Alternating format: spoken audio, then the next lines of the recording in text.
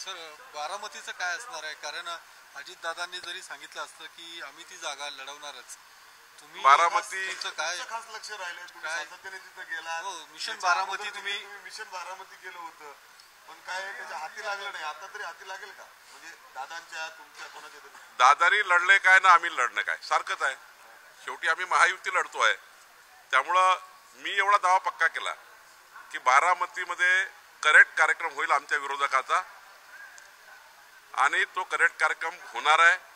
दादानी सुद्धा त्यांच्या कर्जतच्या बैठकीत सांगितलं की 4 लोकसभा आणि त्यांना अजून पाहिजे असेल तेवढं काय ते निर्णय करतील.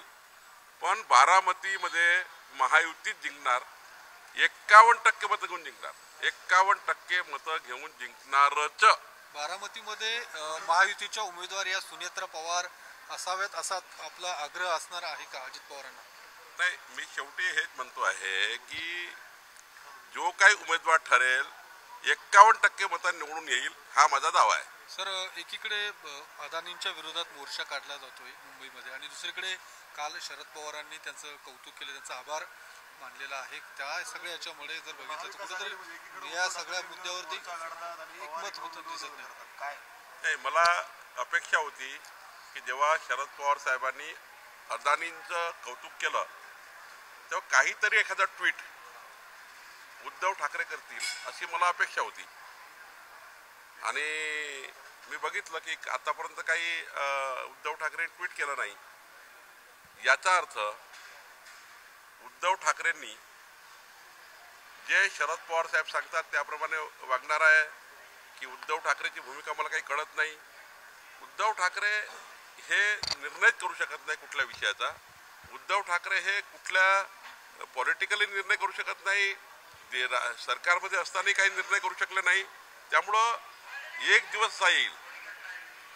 असा येईल की शरद पवार साहेब सुद्धा उद्धव ठाकरेंना कंटाळून जातील आणि उद्धव ठाकरे सुद्धा कंटाळून पवार साहेबांना रामराम करतील.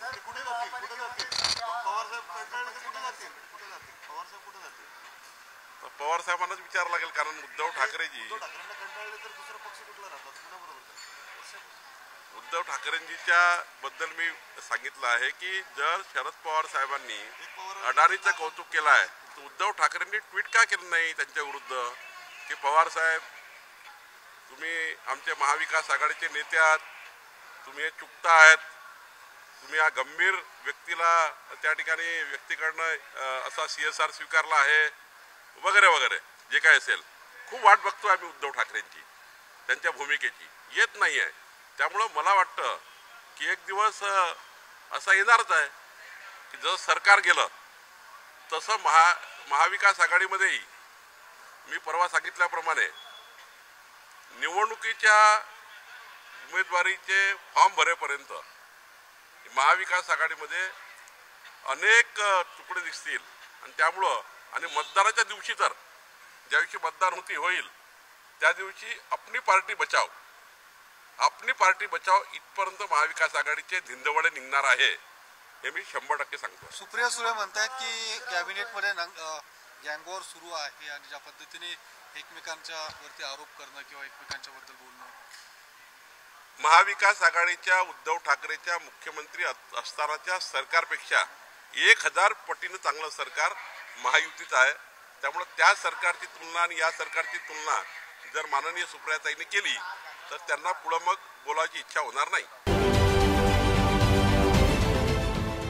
देश विदेशातील प्रत्येक घडामोडींचे लाईव्ह अपडेट मिळवण्यासाठी आता साम टीव्हीच्या सर्व सोशल मीडिया प्लॅटफॉर्मला लाईक, फॉलो आणि सबस्क्राईब करा. तसंच सर्व नोटिफिकेशनसाठी बेल आयकॉन प्रेस करायला विसरू नका.